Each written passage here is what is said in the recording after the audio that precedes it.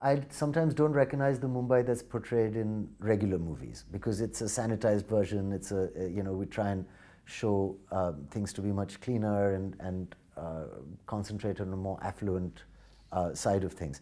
Whereas here, we've kind of, I think, tried to show it how it really is. I think part of the charm of, the freedom the digital medium gives you is you have smaller cameras and less lights required, so you can really get in there and shoot in live locations and show the city for what it is. And I don't think Bombay's ever been really quite shot like this before.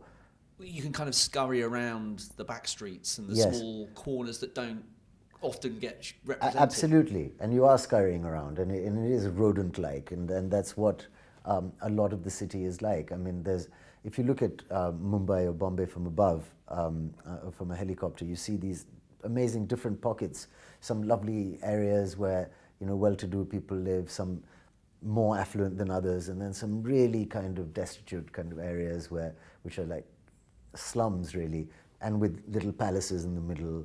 So the dichotomy and the kind of difference between the rich and poor is so stark and strong. It's one of the characters really in the show is the city and how intense it is. Who is Sartaj to you? There are two words that come to mind: troubled and honest. So everything. He's an outsider. He's poor fellow. He just wants to be an honest cop, as they say in America. But he looks up to his dad. His dad used to be a really kind of good basic policeman who was an authoritarian figure.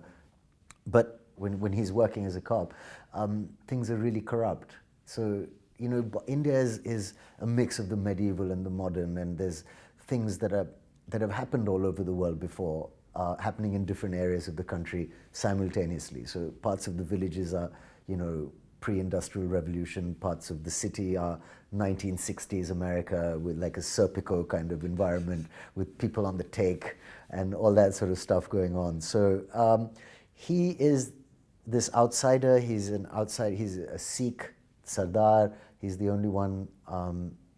He doesn't really face any discrimination because of that, but he's managed to get addicted to Xanax or some such sleeping pill, which he chews like gum in order to stay calm. He's a loser. He hasn't had any success. He lives alone. I think he's made a mess of his marriage. His career is at an all-time low. And he's just this, really depressed kind of guy who's just,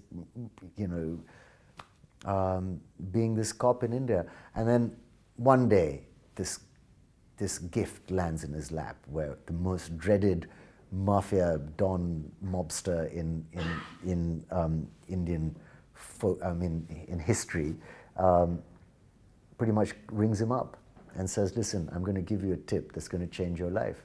And this is what happens and how it unfolds.